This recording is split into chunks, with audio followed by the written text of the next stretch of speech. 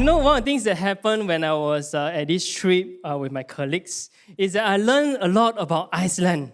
Yeah, because I was there for a week. Yeah, so one thing about Iceland, they are most well known is that they have high tax. So they have a combination of income tax, Milpiscan tax as well, starting from 31% all the way up to 46%. Okay, so give you some context. So if you earn $1,000, $310 go to the government, all the way up to 460. Do you guys still want to go to Iceland? No, right? Okay. The adults will know. Adults say, no, I don't want to stay in Singapore, right? So another thing about them, they're most well known, right, is their high cost of living. Yeah, so I was there, right? Wow, very excited. I ordered my first Chinese food on the last day. I tried everything, right, except for the local food. I tried their Chinese food, every other food, right? Their Vietnamese food as well, right? So their wok hei, right? Wok hei, right, in that nice box, right? All of us are familiar with. Then inside is a fried rice, right? And the can of Coke, right? You know how much it costs? Costs about $29.49. Yeah, so I eat one meal there, right? I can eat one whole day of wok hei, all right? Okay, another thing they are most well known, right, is their unpredictable weather.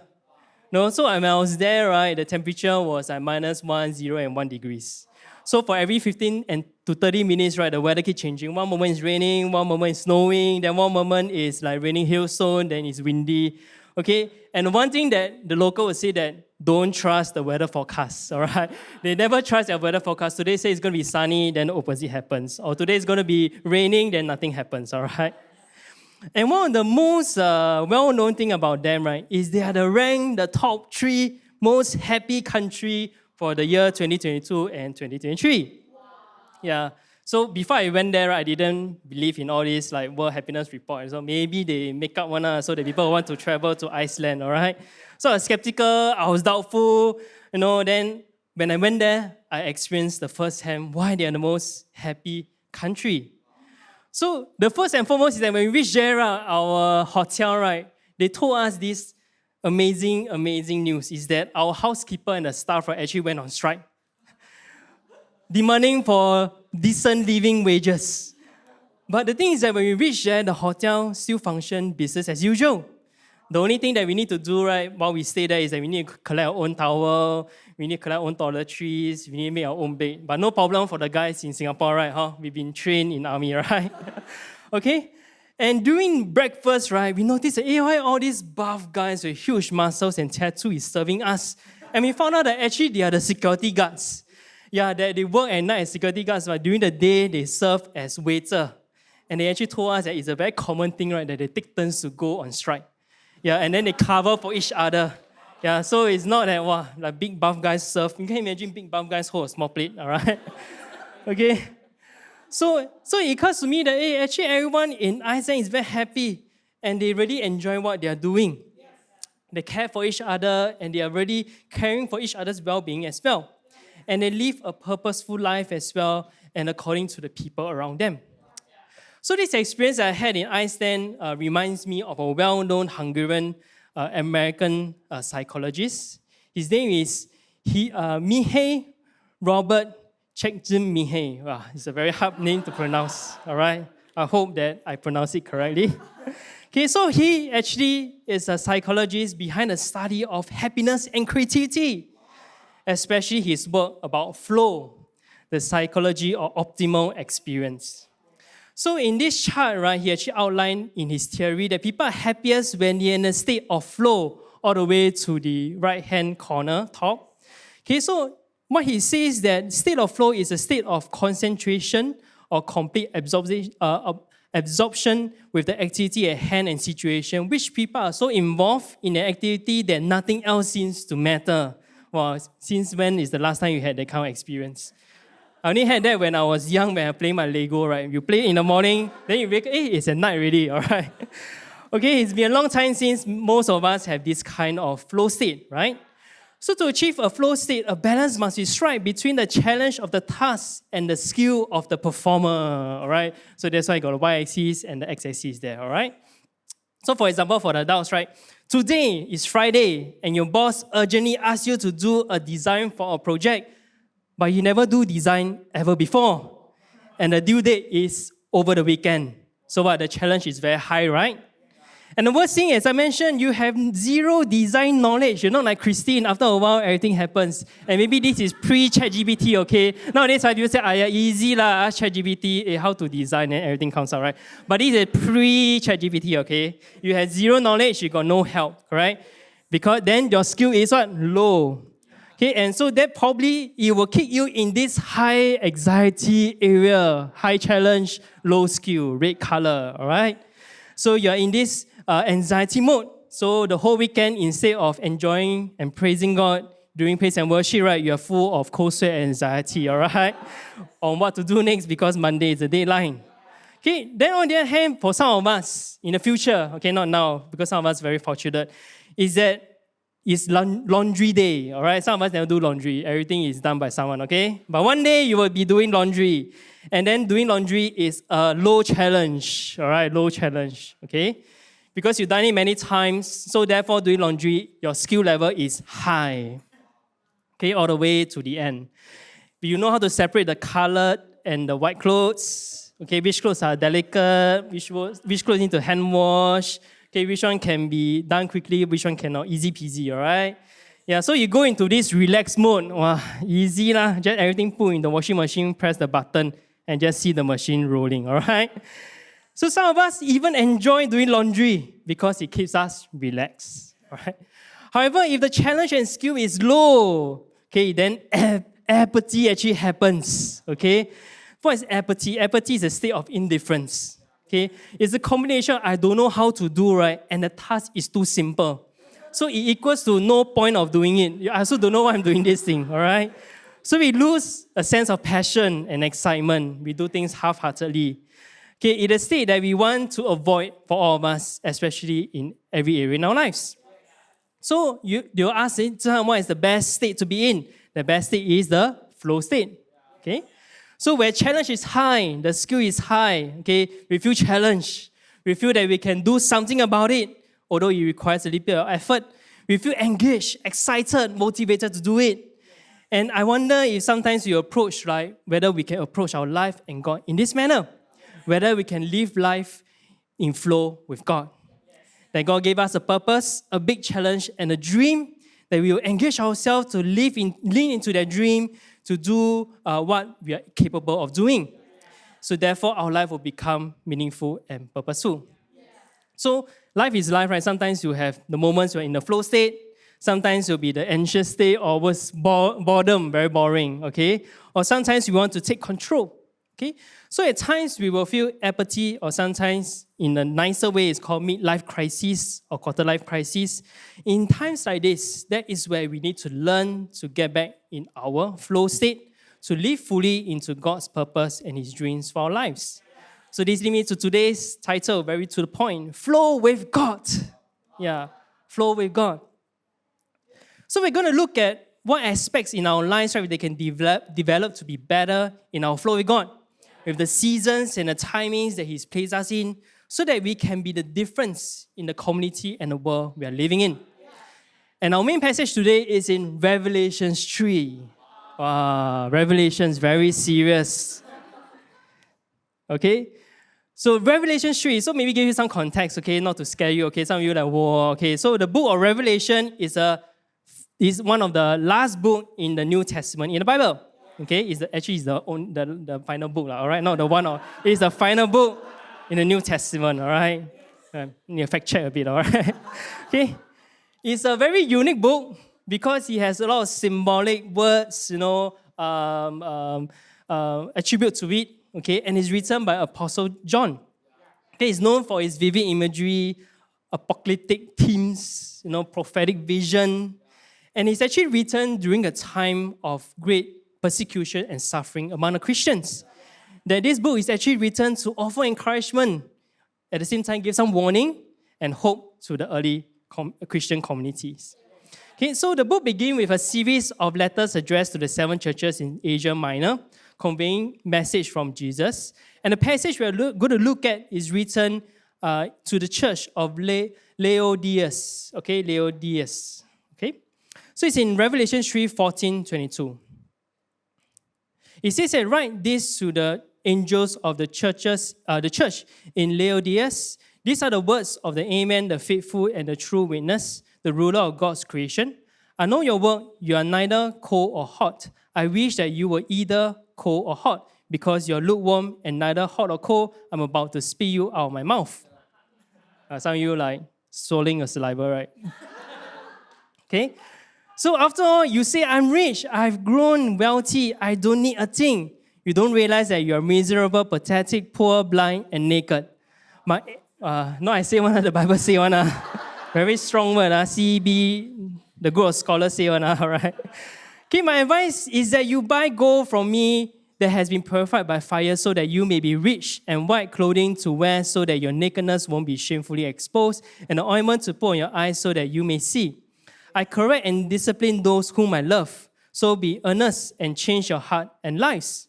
Look, I'm standing at the door and knocking. If any hears my voice and open the door, I will come in to be with them, and will have dinner with them, and they will have dinner with me. As for those who emerge victorious, I will allow them to sit with me on my throne, just as I emerged victorious and sat down with my Father on his throne. You can hear, listen to what the Spirit is saying to the churches. Okay, so some of us, Christian many years, right? Like what Edwin said, right? You are the Luke Skywalker, okay, of TiVo, all right? You might find this very familiar. But today I want to pick out 3 lessons, right, from this passage that Jesus is giving to the church of Laodicea. Okay, I got it right. Laodicea, all right. Okay, so if we spend time learning these lessons, right, and applying them in the coming June holidays for the youth and the tertiary, and even for the adults for the second half of 2023, I believe that it will elevate you to where you can flow better with God in His timing and the seasons for your life where you can be the difference in the community and the world they are living in. So my point number 1 for today, right, is actually stick to God's plan. Stick to God's plan. So verse 15 it says, I know your works. You are neither cold nor hot. I wish that you were either cold or hot.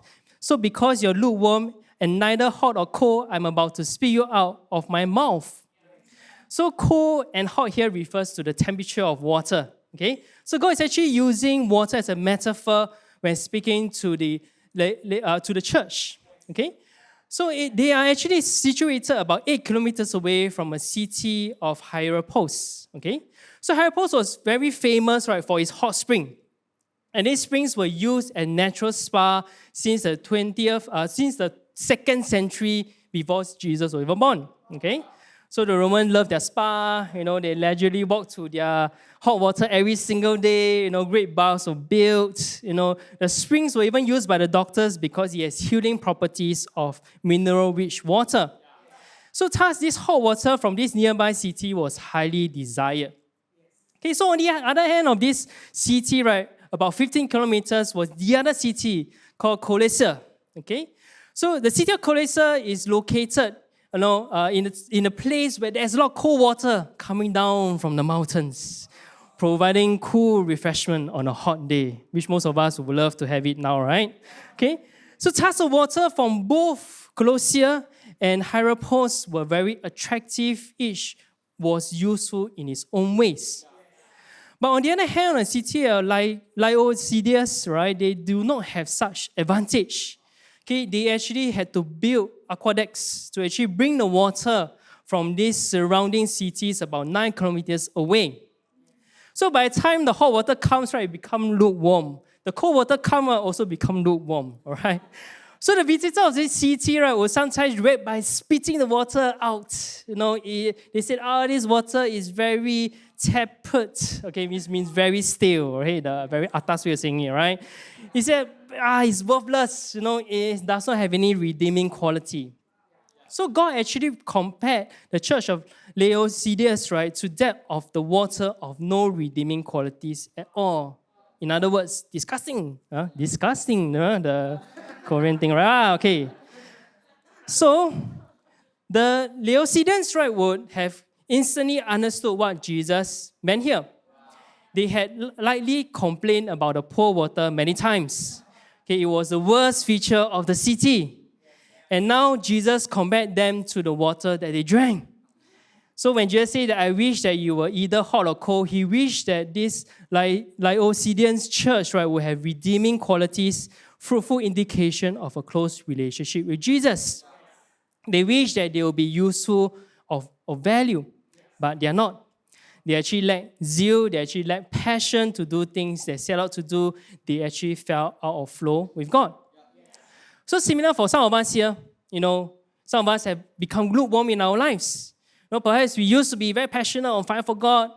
We pray and have faith in God in all things in our lives.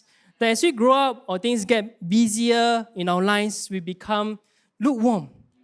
That all the things that keep us passionate for God become secondary. And our primary focus is occupied with worries, anxieties of our lives. And we stop becoming effective Christian. And some of us even stop praying, stop believing, stop trusting God altogether. And too soon we fall out of God's plan for our lives. But today Jesus is telling us that it's time to flow with God. It's time to be either hot or cold. It's time to stick to God's plans for us to have redeeming qualities. It's time to start praying, start believing, and start trusting God altogether. Now, one of the things that happened last cycle, early this year for the adults, leaders and call, right, is that we make up our mind that we say that we want to start 2030, strong. We want to be like the youth, be part of the tertiary group to do LBF together. Wow. That's something that we never said before, right? So this year we said, okay, let's do it together, all right? Yeah. So we felt that in 2030, 2023, wow, spin to the future, right? We felt that in 2023, God's plan for us as adults is to break our mindset about loving others. That we too want to set our own LBF goal. Not every single week hear about the youth update about the goal, the tertiary, we are insecure, okay? Now, right? Like, we need to do something about it, all right? We say first, then after we think what to do, all right? So we set out, during the leaders meeting, we set out our LBF goal and start to plan towards Easter. So as usual, the leaders, right, and some of the calls, we come together and pray, and plan. And inside of me, the verse in Luke 10:20 really stood out for me as we were praying. And it says in the CB version, the harvest is bigger than you can imagine, but there are few workers. So therefore, plead with the Lord of the harvest to send out workers for his harvest. Wow. When I hear this from God, I say, amen. We just need to go out and get to know people. We need to make new connections. It's time for us to LBF. And while we are praying, God is also confronting our mindset that we need to stop giving ourselves excuses, that we have no one to get to know. No, we got no new contacts that we can get to make. But really, we just need to take God at His word, that the harvest is bigger than we can imagine. If you imagine a bee, God is bigger than that, all right? So no way to win God in His argument, right? So we came up with a plan. We're excited to start to build relationship. Then we say the first thing first, we're going to get to know our surrounding colleagues over again. 3 years, never see them. Maybe they have changed already, all right? And with some of our friends we totally no contact with, we get to know them. And for some of us, we've really been keeping up. We say that, hey, it's time for us to go out to intentionally get to know people through events that's open up to public, all right? So we say then, we get our best guy to work, which is Kng Zhi Han, our researcher. Say, Kng Zhi Han, give us some ideas. And Kng Zhi Han, all his work coming, right? We search a few options. Then we decide to go for walkathon, right? Not very exciting, right, for an outing. So I remember that day, right, the walkathon is at Bedok Reservoir. So there were 3 of us who volunteered, Jing Xiang, Matthew, and myself, right? We say that we're going to go for this walkathon. But we go, right, we don't know how to start conversation with people, Either they're in their small groups already or they don't look very friendly, all right? But we decided that, we are there already. We're going to stick to, and we're going to trust in God, and we're going to stick to our plans, all right? So during the event, out of blue, while we are thinking, like, who should we talk to? Suddenly, someone came up to us to start a conversation. So it's actually the new friend, L being off instead, right? And then for the rest of the walk, right, we are walking and talking, getting to know him, he getting to know us. At the end of events, we exchange our numbers, we came in contact. And 3 weeks later, God challenged us again, and he said that, we're going to invite him. And he actually came down for our Good Friday candlelight dinner. And during that dinner, right, we found out it was his first time coming for Easter. Yeah. So you see, before because we stuck, to God's plan, we ultimately exceeded our LBF goal of 40. And it's been a long time since we can go to the youth leader and say, hey, what's your LBF goal? Rebecca just got to know 20 people.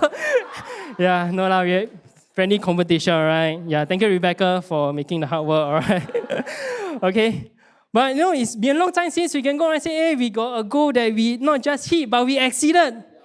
And we are so excited for the first time, not for first time now, for a long time, okay? That we have friends to take care during big days. Wow. And we actually have 8 friends who came for Good Friday and Easter weekend. So as I'm sharing this, I want to encourage and I want to challenge some of you is that now today when you realize that you have not been sticking to God's plan, especially in the area of your mindset, that God is confronting you to change, it can be about caring for others, can be about giving faithfully, can be making time for God. Today it's time for you to make a decision to take this first step of change. So today, like what we did is that we asked God for a word. You can ask God for a word. You can ask God for a direction, a know-how for His plans for you. And sometimes not only that, you got to invite your friends to plan and to do it together with you, to hold you accountable. Then in tough times, right, you continue to go, And in good times, right, you don't get distracted, all right? So at every moment, someone is doing together with you. And today, during gathering, let's do it. Which is our first section, is that today we are going to write it down. Okay? So some of us, it's not that God don't have a plan for us, right? It's that God told us about it, right? Then we forget about it. Or we say, hey, I remember God tell me something, but I cannot remember the details, all right? So today, we're going to take 1 to 2 minutes, to write down what is God's plan for us this season and this timing in our life. And why we are doing that is because in Habakkuk 2, it says, and then God answered, write what you see, write in big block letters so that it can be read on the run. So today, for the next 1 to 2 minutes, I want you to write down what do I think God is calling me to do in this season. It can be about loving friends, making time to pray. It's about doing well in your studies so they can come to church. Okay? It's for the adults to say no to your boss. Okay, then you can come to church. All right? So what is a few things that you think that God is calling you to do this season?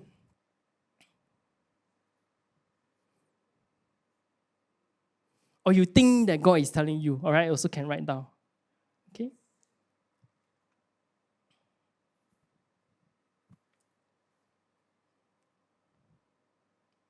Okay, can? Can I? Okay, so let's close our eyes. Let's just lift up our phone and let's just pray right now. Father, I just pray for whatever plans and God you have spoken to us and given to us as we have written it down. God, just pray for every single one of them that God will start to make a decision that we're going to stick to the plan that God you have spoken to us. And sometimes we get distracted, sometimes we get complacent, and sometimes when the goings get tough that we feel like giving up. But Lord, I just pray for every single person here and also those who are tuning online that whatever God you are speaking to us, the goals, the plans that you have, that we're going to stick to it and we're going to see it to come to pass. And not only that, God, we're going to have a word that's anchored to it, your word, and we're going to take it as it is. We're not going to count excuses. We're not going to say that it's just a thought, it's not something that I'm going to do it. But today, God, whatever you have spoken to us, the word that's attached to it, that we're going to just leave it out. And also, Lord, I just pray that you give us friends that come alongside with us, that as we start this journey and we start this road of sticking through the plans that God has given to us, that our friends will be there to not just encourage us, but also at times to push us along to see things come into completion. So, Lord, we thank you. In Jesus' name, pray. Amen. All right. So that's first point, which is we got to what? Stick to God's plan. So the second point is something that I learned growing up, and it's very relevant to all of us, is that do the important, not the impressive. Okay, do the important, not the impressive. So Revelation 3:17, it continues to say, after all you say, I'm rich, I've grown wealthy, I don't need a thing. You don't realize that you're miserable, pathetic, poor, blind, and naked. My advice is that you buy gold from me that has been purified by fire so that you may be rich, and white clothing to wear so that your nakedness will not be shamefully exposed, and ointment to put on your eyes so that you may see. I correct and discipline those whom I love, so be earnest and change your hearts and lives. So maybe I give you some context, not just about the church of Laodicea, but also the city of Laodicea. That the city is actually quite wealthy. is actually located at a crossroad of two major trade routes. Okay, so do we have the map? Yeah. So that's where it is. Wow, two major trade routes. All right. So two major industries actually thrive because of this. First is that they produce rich black wool. It's very fine and it's priced all around the world. Native Laodiceans, right, will actually generally wear this luxurious black wool, right, as their daily clothes, all right. And secondly, it is renowned for medicine and was home to a famous medical school as well. And their most popular product is the eye salve, okay, which was supposed to be able to cure various types of eye diseases. So furthermore, the riches generated from this industry spurred a banking system which further multiplied the city's wealth. So it is also known to be a city center as a place where people store their gold, as a place where currency exchange takes place. And many people also go there to borrow as well. So Laodicea has become a very wealthy city. They are so wealthy, right? In AD 60, an earthquake actually shattered the city. And then Rome, right, the governing emperor, wow, poor thing, we're going to send you some funds to rebuild your city. But the Laodicea city says that, we are so rich, we don't need, thank you very much. When you say no to the government, right, wow, that is something that is recorded in the history, right, all right. They are so rich and self-sufficient, right, that they decline outside help and rebuild using their own store of wealth. So, however, while they were enjoying their riches, Jesus instead countered their claim with that they don't realize that they are miserable, pathetic, poor, blind, and naked. That these people were not doing quite well in Jesus' eyes. So for us as well, sometimes we can be like the church of Laodicea, that in the middle of the pursuit of our grades, our career, or the lifestyle, or the things that are impressive to the world, that gives us wealth, gives us status, power. We think we got it all together. But in Jesus' eyes, we somehow end up miserable, worse than before, unknowing in the inside, while we look impressive on the outside. And the thing is that it's not that the impressive, right? It's not because we have the impressive, but because we miss the things that are what? Important.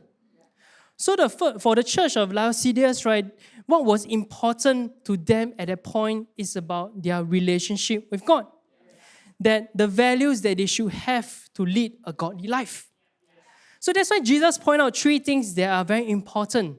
Okay, and the first is about buying gold from me that has been purified by fire so that you may be rich. So gold is actually the trading currency of the wealthy Laodiceans. But the gold that Jesus is referring to has a precondition, which is it has to be purified by fire. And refining gold with flame, right, is one of the oldest methods of refining metal. In ancient time, right, this form of refining involved a craftsman sitting next to a hot fire with molten gold in the crucible being stirred and skimmed to remove impurities. And what rose to the top is the molten gold that is the purest form of the gold. So Jesus is telling them that, hey, I'm able to provide you gold with such high qualities. And what Jesus is trying to tell them is that stop focusing on your worldly pursuit of accumulating what is touted to be physically impressive to own, but to return to Him, who is the one who's going to give them the true riches, which is spiritual riches. To pursue the life that focuses on the value of character than the value of gold. That the value of God transforming their hearts and the character is higher than the value of the earthly gold. And Jesus didn't stop there. He went on to the next thing, which is to tell them to buy white clothing to wear so that your nakedness will not be shamefully exposed. So as mentioned before, the Laodiceans, right, very more pride themselves with the luxurious black, wool clothing, the clothing, and clothing a lot of times, right, it symbolizes many things. It helps to distinguish people and groups, right? In school, right, other than uniform, PE attire, you have what, class T, right? Well, then the different class will have different class T. Some of us from primary 1 to primary 6 got many class T, right? And it distinguishes us according to our class. And our clothing also help us to reveal status. For example, those who are working in a very comfortable office environment, right, while you're dressing very comfortable, right? But if you're working in a high-risk job, right, while you cover on helmet, everything on, right? The clothing also provide a measure of comfort and protection from elements. Like for example, go for holidays, right? When you go to a cold country, while you lay up like bacang like that, all right? Then when you're in Singapore right now, right, you want to just wear as little as possible, right? Because of the weather, as cooling as possible, all right? Yeah, sorry. Okay, cooling as possible, okay? And sometimes clothing is also used to what? Hide shame and deformity. So for the Laodiceans, right, the black clothing was their status. If you're not wearing a black wool, right, likely you're not one of them, or you cannot afford, all right? However, Jesus asked them to wear white clothing instead, because white clothing symbolizes righteousness. So instead of wearing that luxurious black clothing that reveals their exclusive status, Jesus was asking them to pursue righteousness. Instead of thinking that they have it all, they are self-sufficient, Jesus was exposing their spiritual nakedness and their self-righteousness. That they look like they had it all on the outside, but in the inside, they are naked and empty. And Jesus just stopped there. He went on to the third thing, which is to buy ointment to put on your eyes so that you may see. So the third advice from Jesus hit their medical industry that the Laodiceans took pride in. Their medical center for their eye salve. Wow. So history tells us that since the 1st century, Laodiceans functioned as a leading center of medicine with a medical school. And they also produced their famous Phrygia powder. Phrygia powder, all right. A medicine used to treat eye disease. Some of us, right, some of us know, right, you go Japan, Japan things cheap, good, we buy. Yeah, that's what everything is happening there, right? So with the medical advancement, especially in the field of ophthalmology, right, we would think that the people in this city will have the best eyes. Maybe no eye problem or disease or infection. But in Jesus' eyes, right, while they look well on the outside, but they are blind spiritually. They got to put on the ointment that Jesus has to cure them from their own spiritual blindness. So this three things is the same for us as well. Sometimes we can get caught up with the impressive, like the Laodiceans, right? And become spiritually poor, naked, and blind. That we prioritize doing everything by our own effort, missing out on turning to God in prayer. That we allow spiritual nakedness to overtake our values, to look at people and circumstances through our lens of self-righteousness instead of God's righteousness. That desires everyone to be saved and come to knowledge of truth. And sometimes we even have spiritual blindness in our attention, that we give only attention to the impressive instead of the important. Note that the important is our relationship with God, the spiritual well-being of ourselves and also the people around us. So today, I also want to challenge you that if you realize that you have been focusing only pursuing the impressive instead of what is important to God, then my friend, it's time for you to shift your focus towards God and what is important to Him. To move away being spiritually poor, naked, and blind, but to become spiritually rich, clothed in God's righteousness and being spiritually awakened. And this leads me to my last point for today, is that we got to involve Jesus regularly. So Revelation 3:20, it says that, "Look, I'm standing at the door and knocking. If anyone hears my voice and open the door, I will come in to be with them and will have dinner with them and they will have dinner with me. As for those who emerge victorious, I will allow them to sit with me on my throne, just as I emerged victorious and sat down with my Father on His throne." If you can hear and listen to what the Spirit is saying to the churches. Okay? So over here, it's very obvious, right? The church of the Laodiceans, right, actually excluded Jesus. They want nothing to do with Him. They say, "I don't need you, Jesus." They think they are doing fine, but actually they are not. But yet, in this case, Jesus still cares for them. Jesus actually made the move to extend His invitation to them, that He wants to be part of their life, that He wants to have a relationship with them. And that's why He says that I am knocking and I want to come in. And not just coming in only, but Jesus also wants to have dinner with them and for them to have dinner with Him. So over here, when we talk about dinner, we talk about eating, right? Everyone's favorite hobby, right? Eating, right? So when we talk about eating was symbolized, right? Signifies a close and personal relationship. It shows fellowship, right? We don't normally just eat with random strangers, right? Unless you're in hawker center, then no choice, right? Lunchtime, any seat is a good seat, all right? Wow, chong ne, pay my meal with the $3 pay lah, all right? Then chong for the seat, all right? Normally, we don't do that, okay? If we have a choice, we'll eat with our friends, with our family, with people we know. Same thing for Jesus. Jesus, when he talk about dinner, eating, he wants to have a personal relationship with us. And eating is not just eating for it, but when we eat, we get nourished. Our body get nourished. It gives us energy for our body to work. So when we eat with Jesus, right, it's not just about fellowship. It's that Jesus wants to restore the Laodiceans and also restore us as well. That while the Laodiceans would be materially rich and they are spiritually poor, Jesus wants to heal them. Jesus wants to feed them spiritually. So similarly, we too need to invite Jesus into our life to have a meal with him. The Laodiceans, right, you might think that we'll do okay in our life. We have all what we need. We have money, we have the allowance, we have relationship, career, study, grades, CCAs, everything, right? And maybe for some of us, as we have that, we realize that we are actually spiritually poor, spiritually naked, spiritually blind. And we do need God to restore us spiritually. So today my question to you is that Jesus is standing at your door today. Will you open and let him in? Will you want to have a meal with him? Will you want him to restore you spiritually? And the interesting thing about this is that here's a catch, is that Jesus said to have dinner. So dinner is what? Dinner is a regular thing, right? You don't just eat one meal a year, right? You eat your meal every single day, right? You eat dinner every day, right? So I'll say that over here, Jesus is asking us to constantly invite him into our lives. It's not just we invite him one time and say the sinner's prayer, then the rest of the time, right, you settle everything yourself, all right? Or you invite Jesus one day in your life, then the rest of the time, right, 364 days, you leave Jesus at the door, okay? That's not how it's supposed to be, okay? We need to invite God into our life in every single moment, in every single decision, in every juncture of our lives.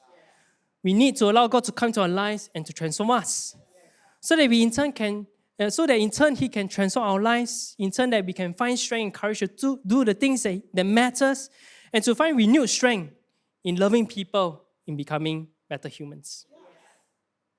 So let me land by going back to the flow chart that I showed you earlier on.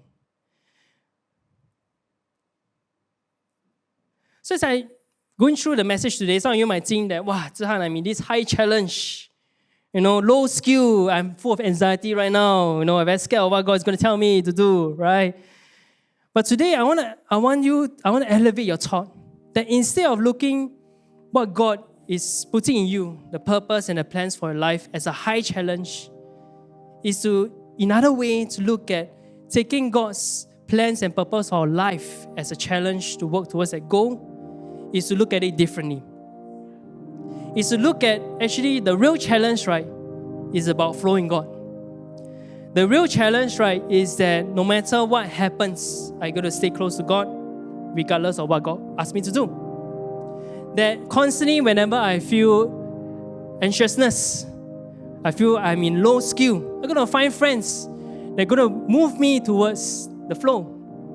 And maybe sometimes you get bored, right? Wow, you get bored in your relationship, God. You need some things to spice up your life. Then you pray, God, give me a challenge. Okay, think twice when you pray that, all right?